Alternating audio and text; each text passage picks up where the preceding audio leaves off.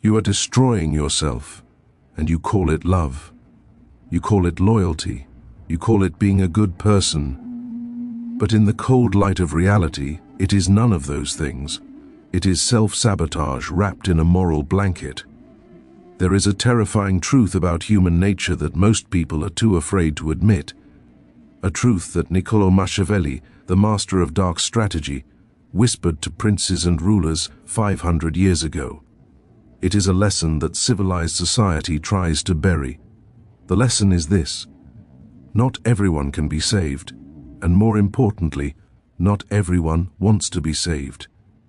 There are people in this world who are not looking for a hand up. They are looking for an anchor. And if you offer them your hand, they will not climb out of the water. They will pull you in. They will use your body as a raft to keep themselves afloat while you slowly drown in the depths of their chaos. You know who I am talking about. You have met them. Perhaps you are bleeding for one right now. The friend who is always in a crisis. The partner who drains your soul but demands your patience. The family member who takes your money, your energy and your peace and repays you with resentment. You try to fix them. You try to heal them. You think that if you just love them enough, if you just sacrifice enough, they will change. But Machiavelli would look at you with cold eyes and tell you the brutal truth. A man who tries to be good all the time is bound to come to ruin among so many who are not good. Compassion without boundaries is not a virtue. It is a weakness. It is a fatal flaw that predators, parasites, and the willfully ignorant will exploit until you are nothing but a hollow shell. Today we are going to perform a surgery on your conscience. We are going to cut away the rotting tissue of blind kindness. We are going to explore the 6 types of people you must never, under any circumstances, try to save. This is not about being cruel. This is about survival. This is about preserving your power so you can use it for those who actually deserve it. If you are tired of being the one who gives everything and gets nothing but pain in return, listen closely. This might be the most important lesson of your life. But be warned, once you see human nature through this lens, you can never go back to the comforting lie of ignorance. Before we identify the faces of these 6 dangerous archetypes, you must understand the mechanics of the savior trap. Why do you do it? Why do you rush into the burning building when the person inside lit the match? It is because you have been conditioned to believe that your worth is tied to your utility. You believe that goodness is measured by how much pain you can endure for others. You think that saying no is an act of betrayal. Machiavelli viewed this as a strategic suicide, in his world and in the real world we live in today. Energy is a finite resource. Power is finite. Time is finite. When you pour your resources into a black hole, you are not just wasting them. You are actively funding the destruction of your own future. Imagine a ship. It has a limited amount of space, a limited amount of supplies. If you bring everyone on board, the sick, the mad, the saboteurs, the ship does not become a haven. It sinks and then everyone dies, including the innocent, including you. To save the ship, you must be ruthless about who you allow on deck. This is the concept of therapeutic darkness. It is the understanding that sometimes the most loving thing you can do is let someone hit the bottom, because the bottom is the only place where the illusion shatters. The bottom is the only place where they are forced to stand up or stay down. When you save them, you steal their lesson. You interrupt the natural law of cause and effect. So, who are they? Who are the ones you must cut loose? Let's look at the first one, the most subtle and often the most dangerous. Type 1, the architect of chaos. The first type is the person who is perpetually followed by a dark cloud. Machiavelli warned against associating with the unlucky, not out of superstition, but out of observation. He noticed that some people are not victims of fate. They are architects of their own destruction. You know this person. Every time you speak to them, there is a new tragedy. They lost their job, their car broke down, their partner cheated on them, the landlord kicked them out. It is a relentless, exhausting stream of misfortune. At first your heart bleeds for them.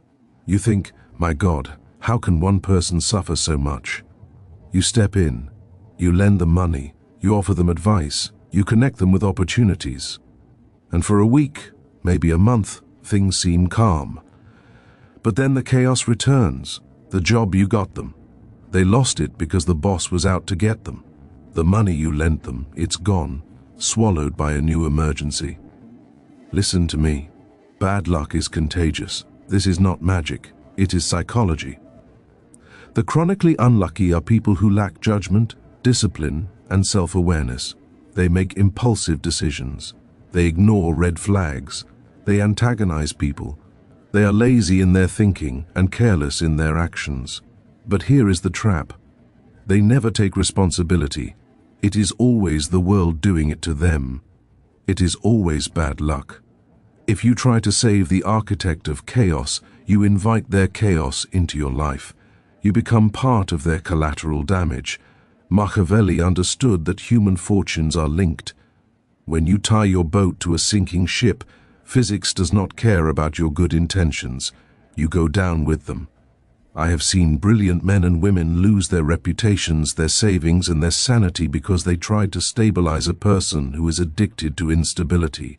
You cannot fix a person who loves the drama of their own demise. Why do they do it?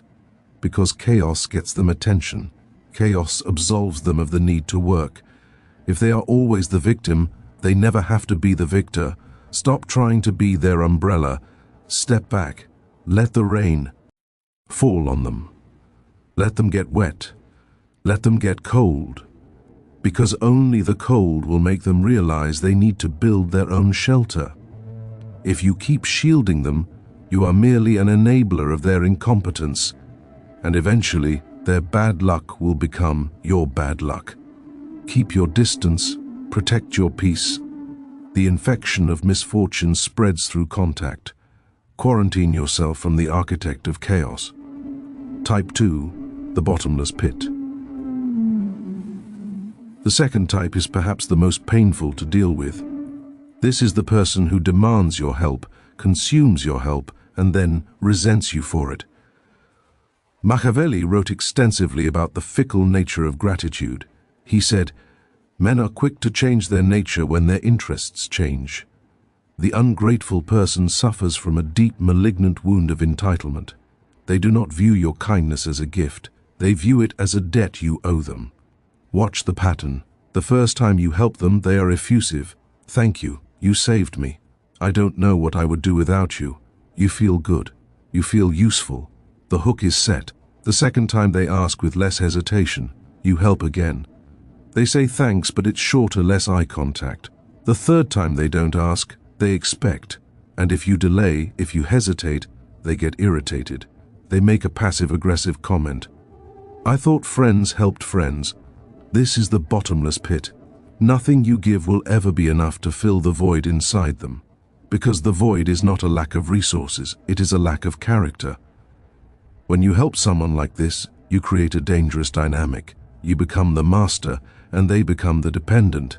And human beings, by their dark nature, hate those they depend on. Dependence breeds contempt. Deep down, they hate you because your strength reminds them of their weakness. Your generosity highlights their inability to provide for themselves. So they take your money, they take your time, and they secretly sharpen a knife to put in your back. Have you ever noticed that the people you helped the most are often the ones who speak the worst of you when you are not around? This is why Machiavelli advises that if you must help, do it in a way that does not create ongoing dependence. Or better yet, do not help at all if you sense the rot of entitlement. How do you spot them, test them, say no to a small request? The reaction to no tells you everything you need to know about a person's character. A healthy person respects your boundary. The bottomless pit will react with anger, guilt-tripping, or sudden coldness. They will try to punish you for closing the tap. If you see this reaction, run. Do not walk, run.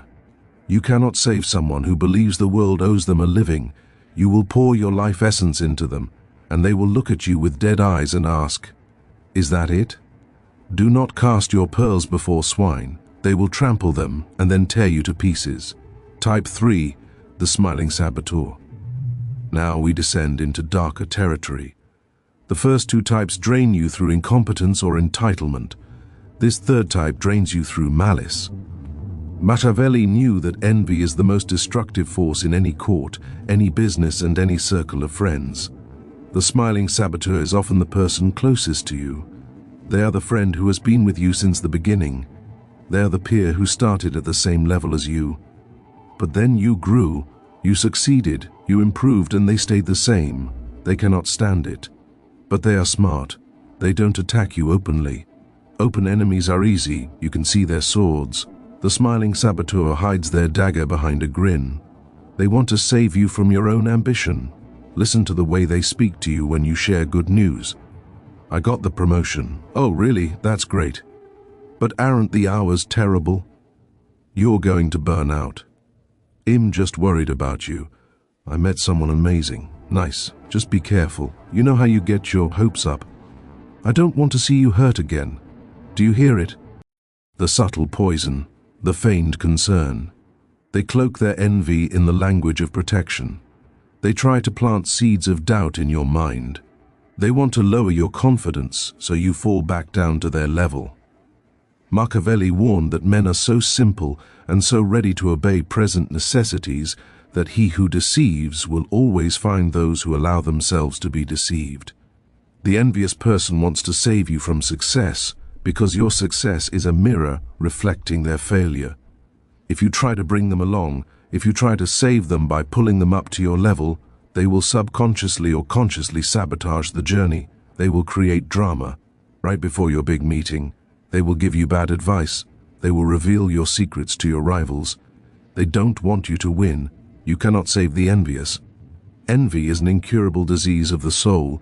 It eats the vessel that holds it. The only way to deal with the smiling saboteur is the law of concealment. Hide your wins, hide your joy, hide your plans. Machiavelli advises silence. Do not give them the ammunition of your happiness when you are around them. Be bland, be boring, be struggling. How is business? Oh, grind. It's tough. Feed them the misery they crave and keep your victories for those who truly wish you well. If you try to save them, if you try to fix their insecurity with your love, you are hugging a suicide bomber. They will blow up the bridge you are building just to watch you fall into the ravine. Never let them know your next move. Never let them know your true power. Pause for a moment. Breathe. I know this is heavy. I know faces are flashing in your mind right now. Names you haven't wanted to say out loud. You feel the guilt rising, the voice in your head saying, but they need me, but I'm different. But I can change them. Kill that voice. That voice is not your conscience. That voice is your ego. It is your arrogance thinking you are powerful enough to rewrite human nature. You are not God. You are a human being with a limited battery. If you continue to plug yourself into these machines that run on pain, you will die spiritually, mentally, and eventually physically. Stress kills. Betrayal kills. We have 3 more types to cover, and these next 3, these are the ones that manipulate your deepest vulnerabilities. These are the ones that leave the deepest scars. Prepare yourself. We are going deeper into the labyrinth. Type 4, the professional victim. We arrive now at the most deceptive creature in the dark forest of human psychology. This type does not come at you with a knife. They do not come at you with arrogance. They come at you on their knees. The professional victim. Machiavelli understood power better than any man in history, and he knew that power comes in 2 forms, fear and sympathy. The tyrant uses fear, but the weak use sympathy. And sympathy is a drug that bypasses your logical brain and injects directly into your emotional center. You must understand this distinction.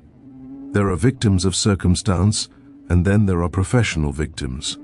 A true victim wants to escape their pain. A professional victim wants to farm their pain. They cultivate it, they decorate it. They wear their trauma like a crown of thorns, demanding that you bow before their suffering. They weaponize their fragility. I can't do it because I'm depressed. You're hurting me by asking me to take responsibility. The world is too hard for someone as sensitive as me. If you try to save this person, you enter a game you cannot win, because to save them would mean taking away their identity. If they get better, they lose their excuse. If they get strong, they lose the attention that their weakness guarantees. So, they will fight your solutions. You offer a ladder, they say their arms are too tired. You offer a rope, they say it burns their hands. You offer to pull them up. They go limp, making themselves heavier, forcing you to carry their dead weight. Machiavelli would warn you. The one who relies on the pity of others builds his house on sand. But you, the savior, are building your house on a swamp. Every time you rescue them, you validate their helplessness. You teach them that being broken is a currency. You are paying them to stay sick. And here is the darkest part.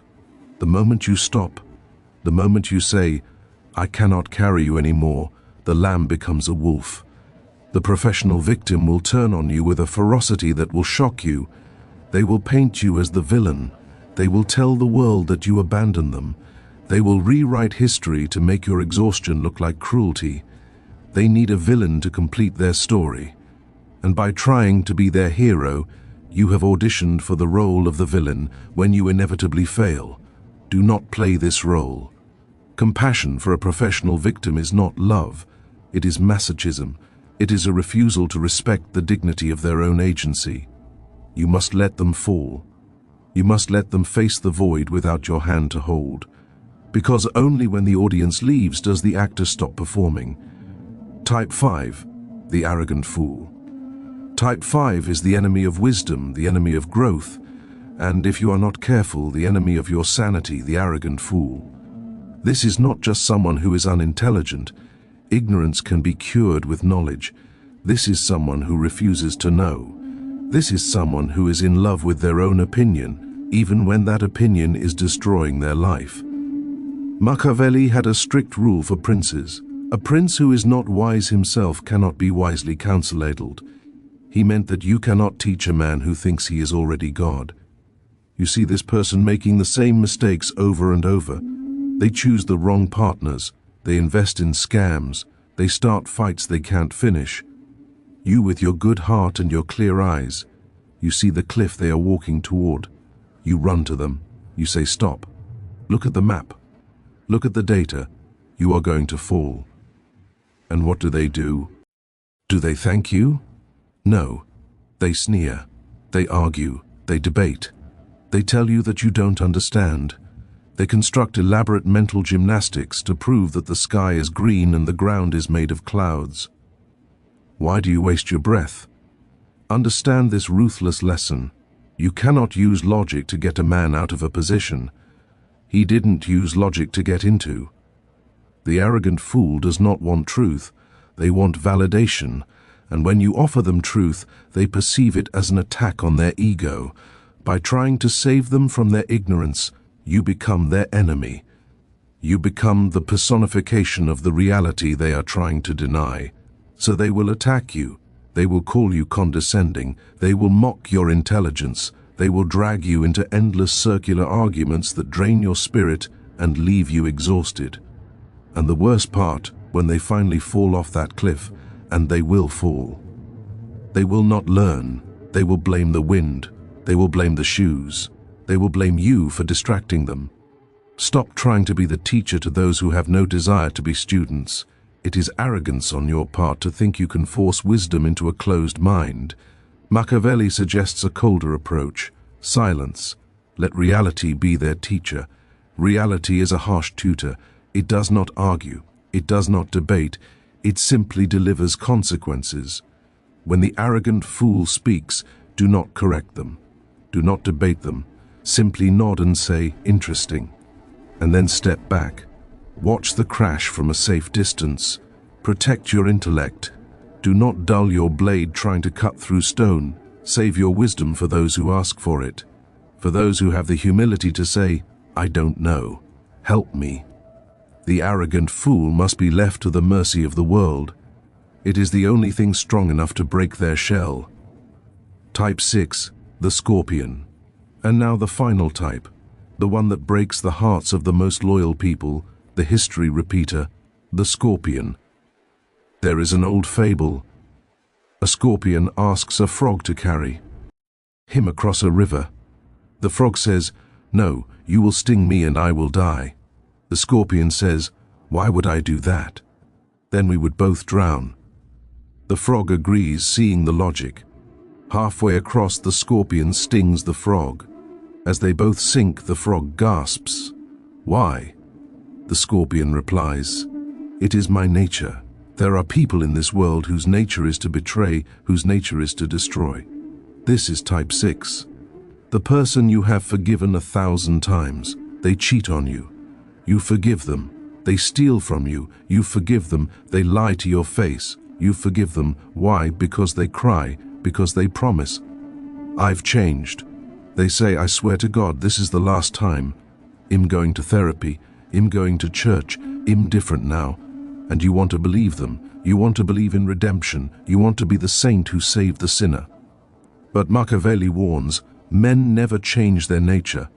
Behavior is a pattern. Character is a pattern. The best predictor of future behavior is past behavior. When you save the scorpion from the consequences of their sting, you are not helping them evolve. You are interfering with their data. You are teaching them that they can sting and still survive. You are training them to hurt you. Every time you take them back, you lose a piece of your self-respect, and they respect you less too. How can they respect someone who treats themselves so poorly? They view your forgiveness not as mercy but as permission. If they took me back after I did X, they will take me back after I do Y. You are looking for the good in them, but you are ignoring the shadow that is consuming them. Machiavelli advised princes to be wary of those who have betrayed others, for they will inevitably betray you. Loyalty is not a decision, it is a habit. Betrayal is not a mistake, it is a habit. If you are dealing with a repeater, you must perform the hardest act of all, the amputation. You cannot taper off. You cannot be friends from a distance. You must cut it off completely. Irrevocably. It will hurt. It will feel like you are cutting off your own arm. But that arm is gangrenous. If you keep it, the poison reaches your heart and you die. The scorpion cannot be saved. It can only be avoided. Accept their nature. Believe them the first time they show you who they are. Stop projecting your conscience onto a predator. Now you see them. The 6 faces of destruction: the unlucky, the ungrateful, the envious, the victim, the fool, the scorpion. You see them in your phone contacts. You see them at your dinner table, and now you feel a heaviness because you realize that to follow this path you must make choices that will make you look bad in the eyes of the weak. You will be called selfish. You will be called Machiavellian. Good. Wear those titles like armor, because what they call selfishness, the wise call self-preservation. What they call coldness, the wise call clarity. You must transition from the savior to the sovereign. A savior sacrifices himself to light a fire for others, burning until he is ash. A sovereign builds a lighthouse. He stands tall. He shines a light, but he does not jump into the waves. Those who want to be saved will swim to the light. Those who want to drown will drown in the dark. But the lighthouse remains. This is the ultimate lesson. You are not responsible for the souls of other men. You are responsible for the vessel that carries your own. When you stop trying to save the unsavable, a strange thing happens. You reclaim your energy. You reclaim your time. Your anxiety vanishes. Your finances improve. Your health returns. You begin to build an empire of your own peace. And in that peace you find the strength to help the few who actually deserve it. The ones who take your advice. The ones who return your loyalty. The ones who grow when you water them. That is true power. Not the power to endure suffering, but the power to choose who is worthy of your time. Machiavelli wrote, "Everyone sees what you appear to be. Few really know what you are. Let the world see a calm, untouched surface. Let them think what they want. but deep down know that you have mastered the hardest art of all, the art of letting go. But be careful. As you cut these people away, as you rise in power and silence, you will face a final enemy, the most dangerous one of all, because once the parasites are gone, you will be left alone in the room, and you will have to look in the mirror. And you might realize that the person you were trying to save all this time was simply a projection of the part of yourself you haven't healed yet. What if the weakness isn't just out there? What if it's in you? That is a shadow for another time. If this opened your eyes, understand this is only what I can show publicly. There are videos I cannot upload for everyone. There are aspects of dark psychology that I simply cannot discuss publicly on YouTube without being censored or demonetized. The algorithm suppresses the most powerful information. Those exist behind the join button. If you're still here, you're not like the others. Subscribe if you haven't, but if you want what's hidden, click the join button and step into the architect level. You will unlock exclusive, uncensored videos that dive into the deepest parts of the human psyche. Most won't. That's the point.